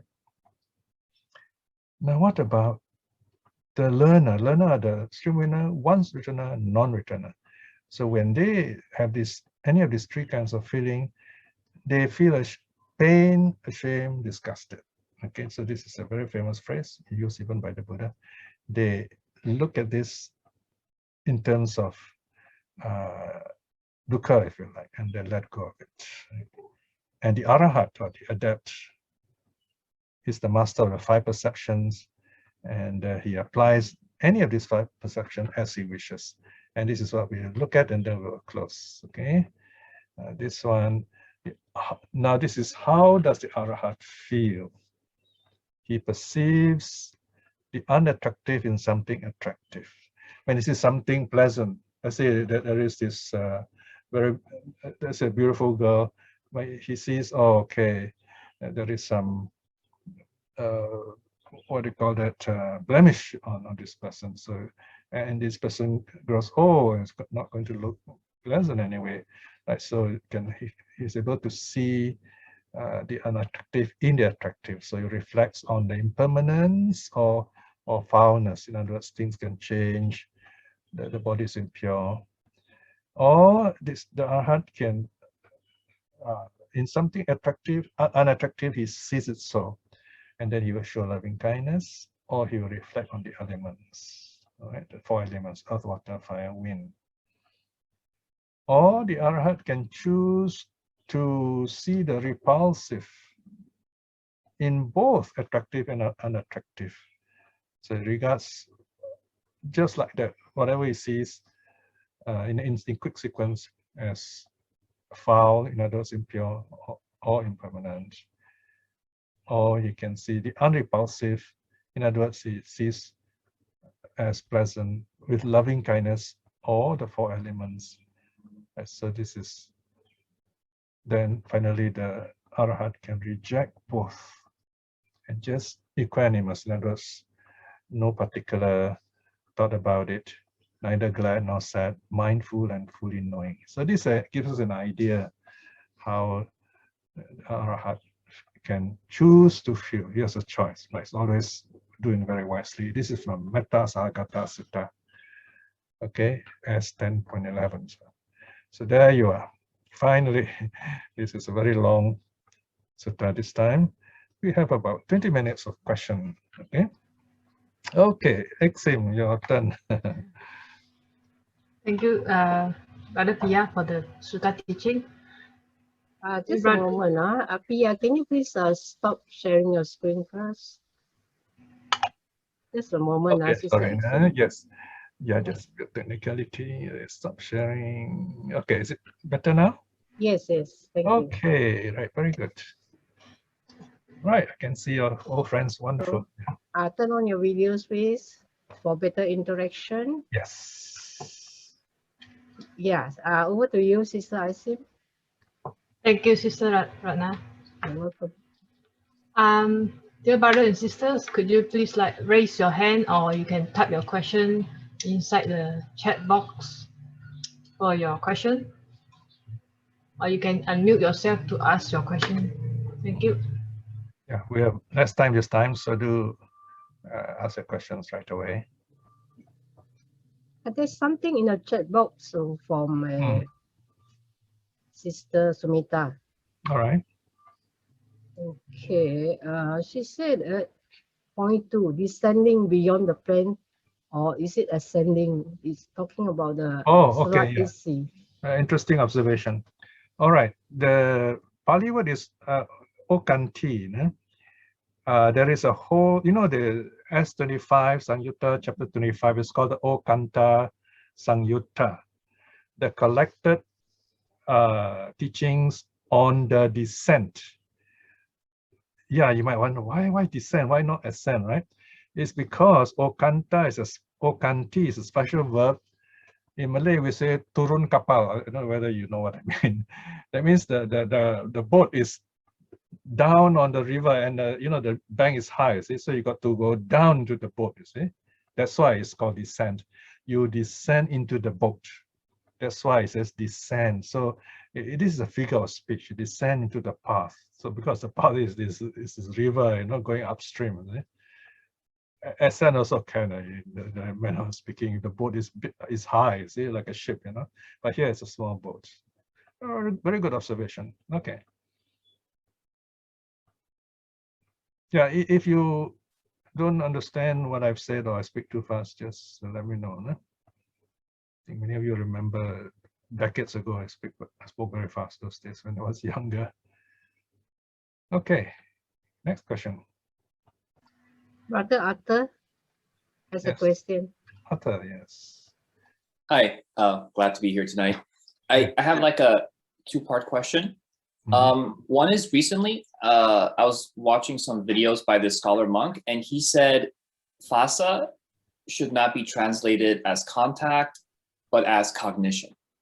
And it was a little interesting to me, like just to share like what that gave me. Contact feels like very simple, like, oh, it just touched, contact. But cognition implies there's more activity in the background, like more happens than just, oh, like two simple things touched. And I thought that was interesting. But that aside, because even yourself, Piya, sometimes I feel like you said, oh, this word should be translated this way, maybe not that way.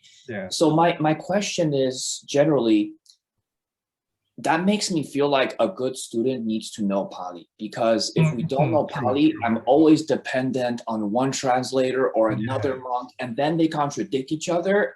And I think I don't know the Dhamma. No. It's not that you don't know the Dhamma.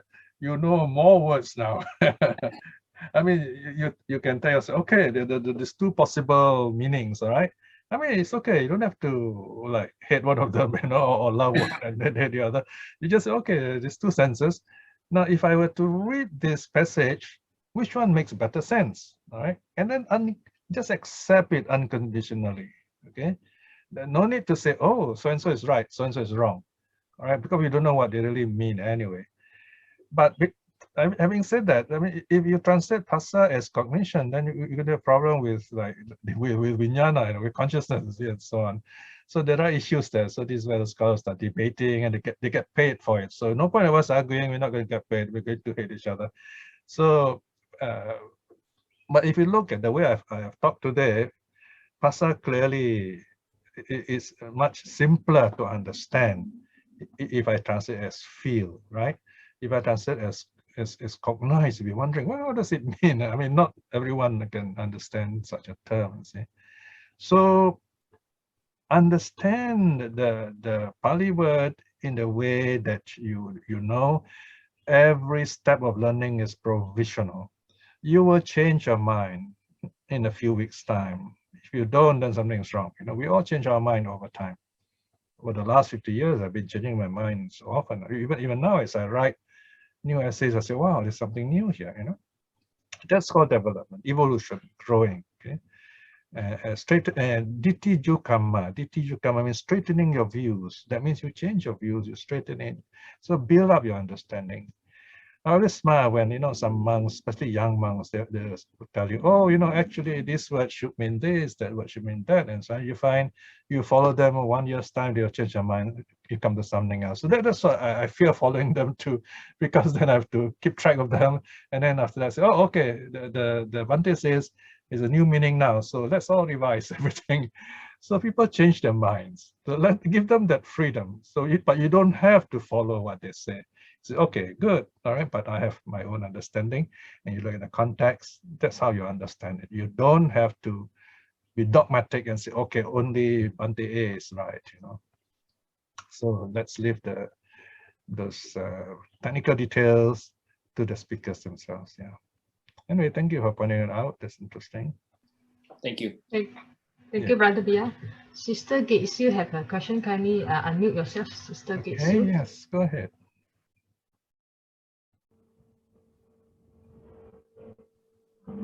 Yeah, thank you, Brother Piya.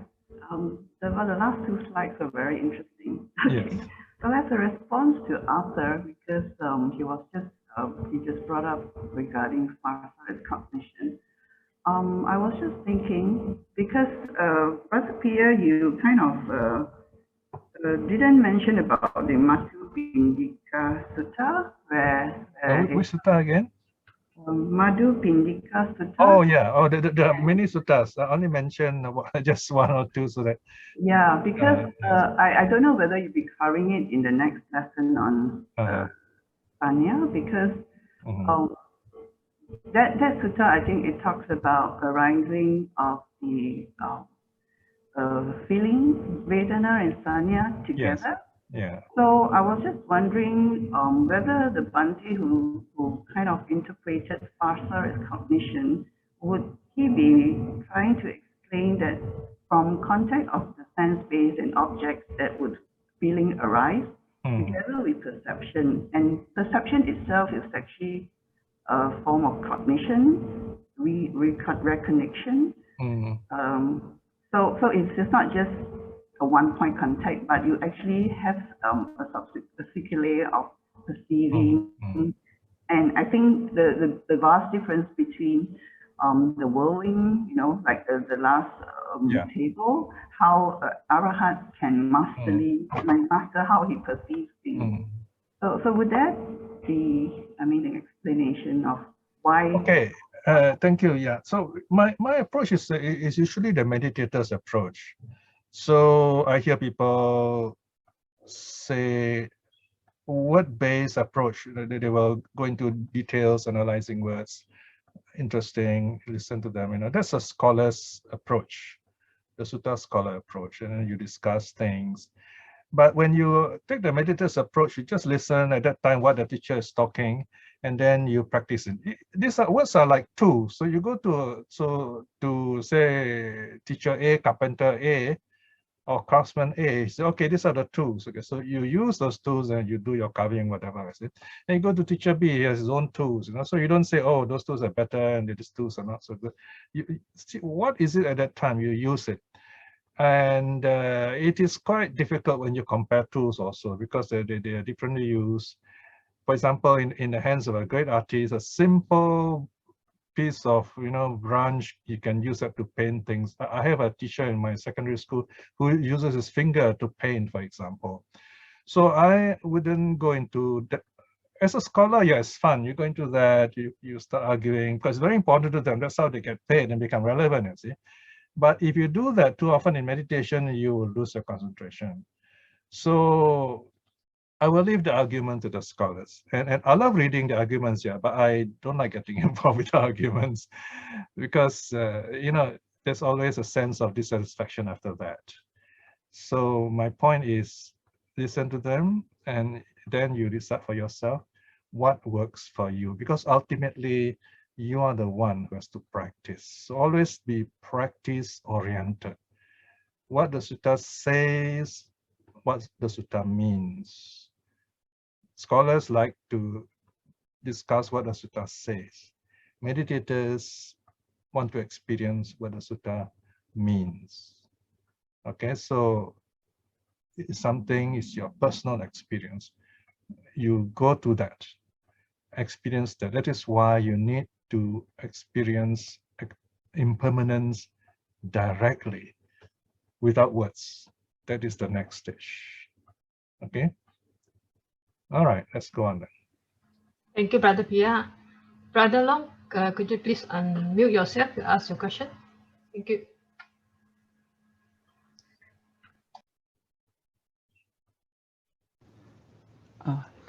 Can you all hear me? Yes, I can. Yeah, sure. Okay. So,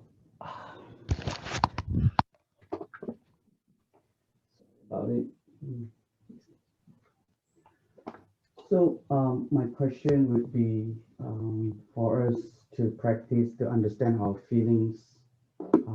So is it, first of all, we can meditate so that we calm ourselves and then we can see how feelings arise and fall. And then we can also practice by following the 5 precepts to restrain, so that we can see how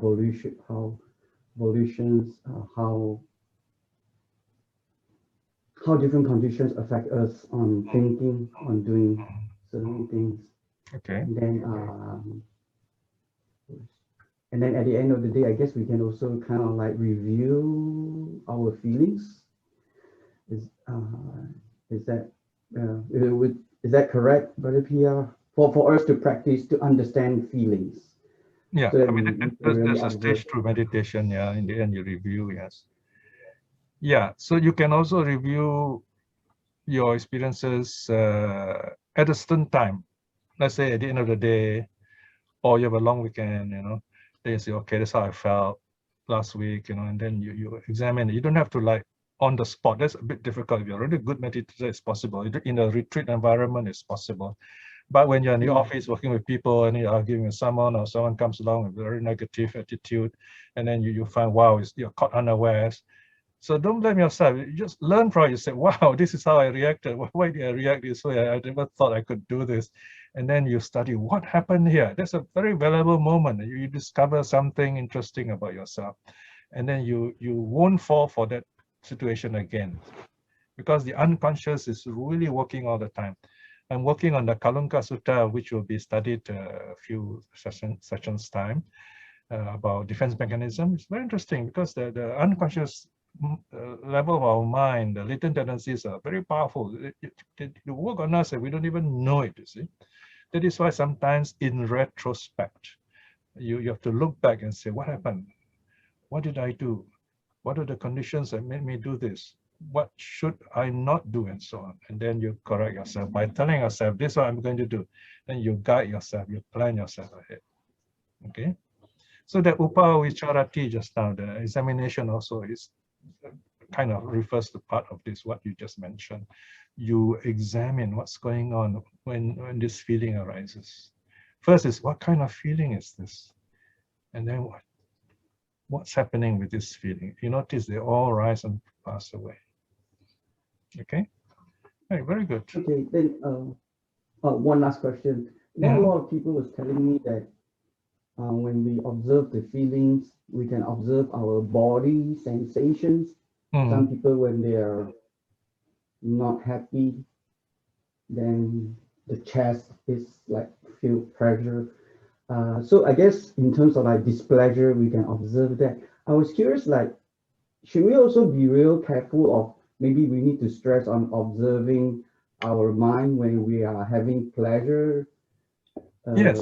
Yeah. I mean, if feeling? you can, yeah, whatever, even whatever is going on in your life, when you can, you apply it there and then, either at the time or after the fact, later on.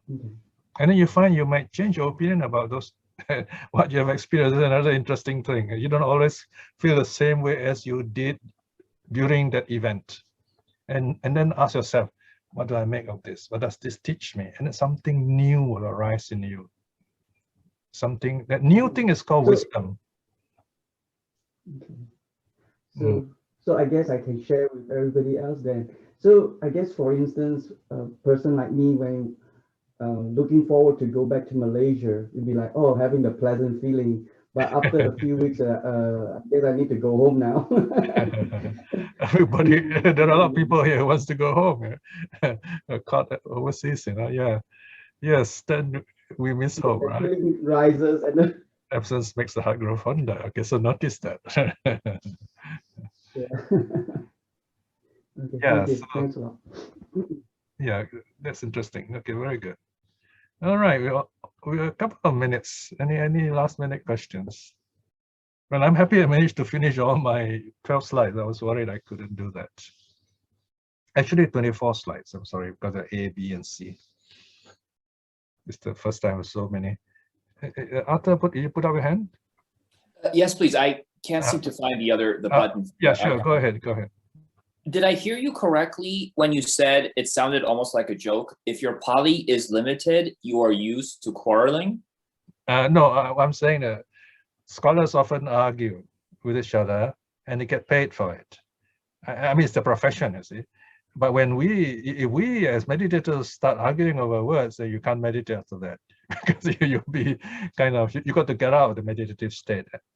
All right. Of course, if you don't mind, you just say, okay, I'm just going through the motion. I'm just talking, being friendly, you're not attached to it. That's fine too. But most meditators wouldn't want to do that because it does cost something. Your mind it lingers on, you see, and then it starts echoing in your meditation. You don't want that. So even in my one study, my sutta, I accept all these ideas. Okay, very good. I take it as it is, and then I record it as it is, and that's it. I leave it there on the page. I don't drag it into quarreling with them. Okay, because we all allowed our opinions. All views are provisional. This is the first fact about views. Yeah.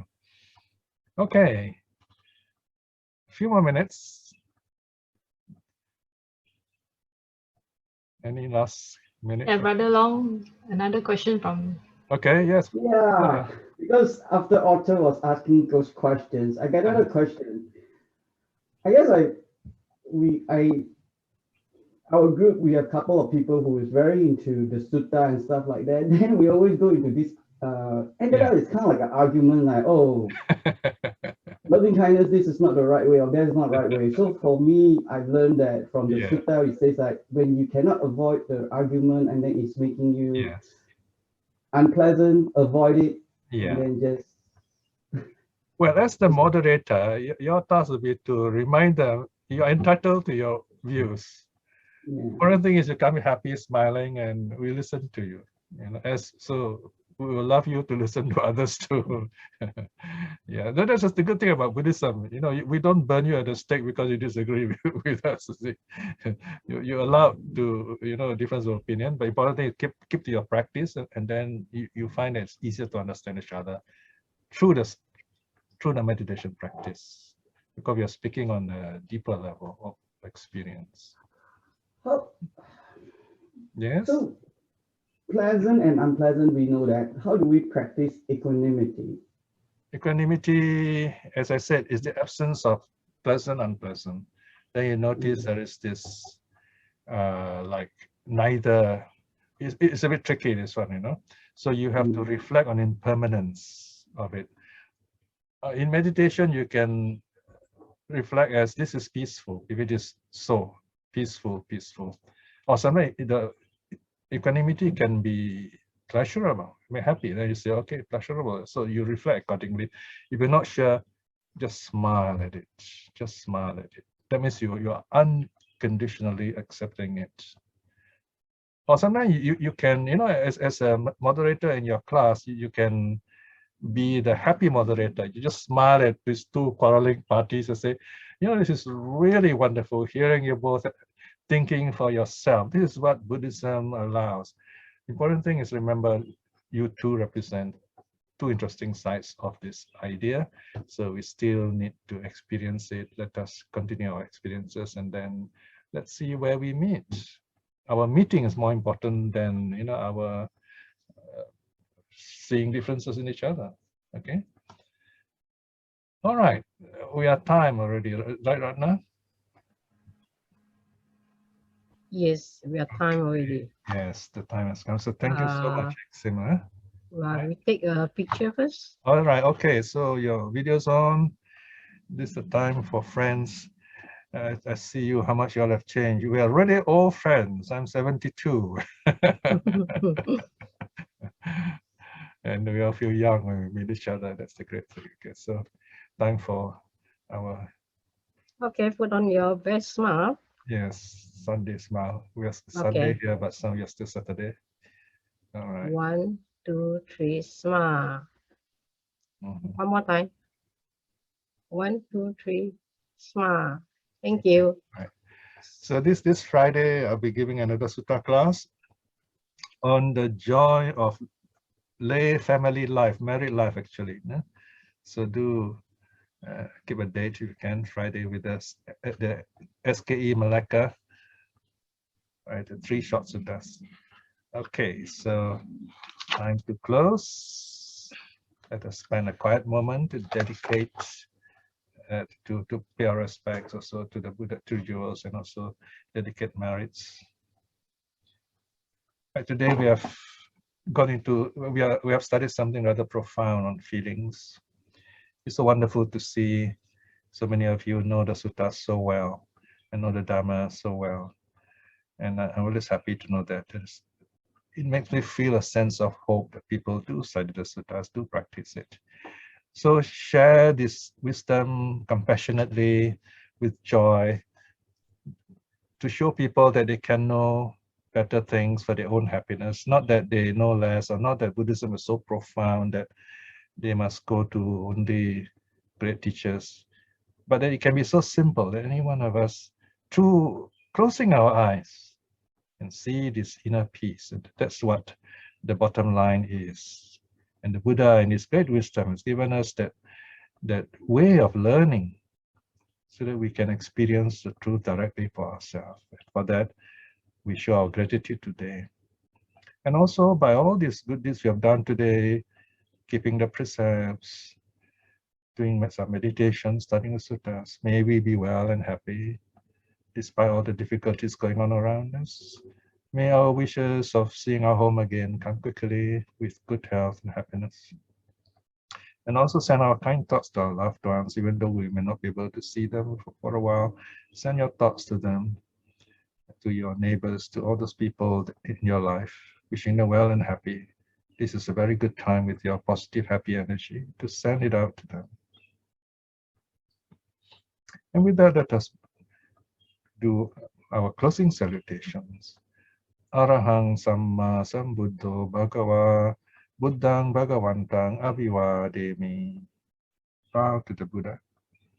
Swakato Bhagavata Dhammo Dhammang Namasami.